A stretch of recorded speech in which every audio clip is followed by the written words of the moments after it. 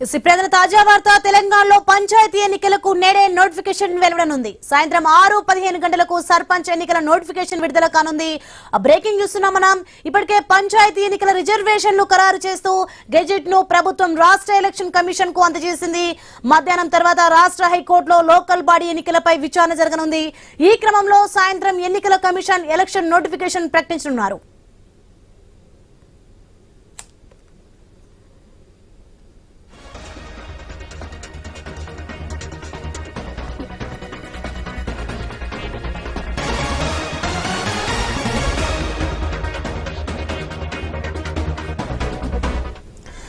తెలంగాణలో పంచాయతీ ఎన్నికలకు నేడే నోటిఫికేషన్ వెలువడనుంది. సాయంత్రం 6:15 గంటలకు సర్పంచ్ ఎన్నికల నోటిఫికేషన్ విడుదల కానుంది. ఇప్పటికే పంచాయతీ ఎన్నికల రిజర్వేషన్లు ఖరారు చేస్తూ గెజెట్ ను ప్రభుత్వం రాష్ట్ర ఎలక్షన్ కమిషన్ కు అందజేసింది. మధ్యాహ్నం తర్వాత రాష్ట్ర హైకోర్టులో లోకల్ బాడీ ఎన్నికలపై విచారణ జరగనుంది. ఈ క్రమంలో సాయంత్రం ఎన్నికల కమిషన్ ఎలక్షన్ నోటిఫికేషన్ ప్రకటించనున్నారు.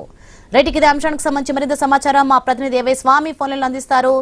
స్వామి, మనం చూసుకుంటే తెలంగాణలో పంచాయతీ ఎన్నికలు నేడే నోటిఫికేషన్ విడుదల కానున్నట్టుగా తెలుస్తోంది. దీనికి సంబంధించిన డీటెయిల్స్ ఏంటి?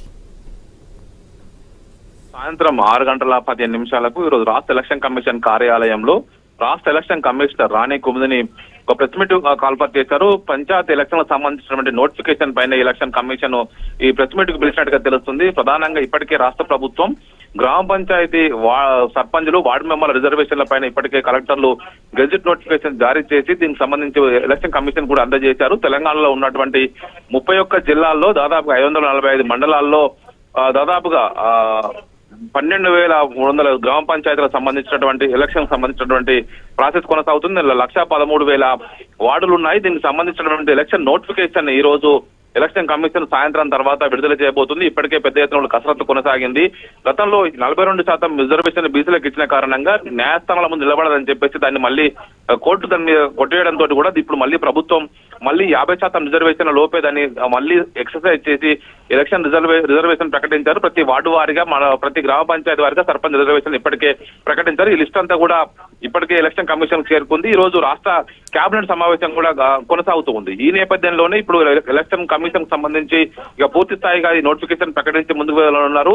దీనికి సంబంధించి డిసెంబర్ 2వ వారం లోపు 2-3 వారాల లోపే ఎలక్షన్ ప్రక్రియను మొత్తం కంప్లీట్ చేయాలని చెప్పేసి భావిస్తున్నారు.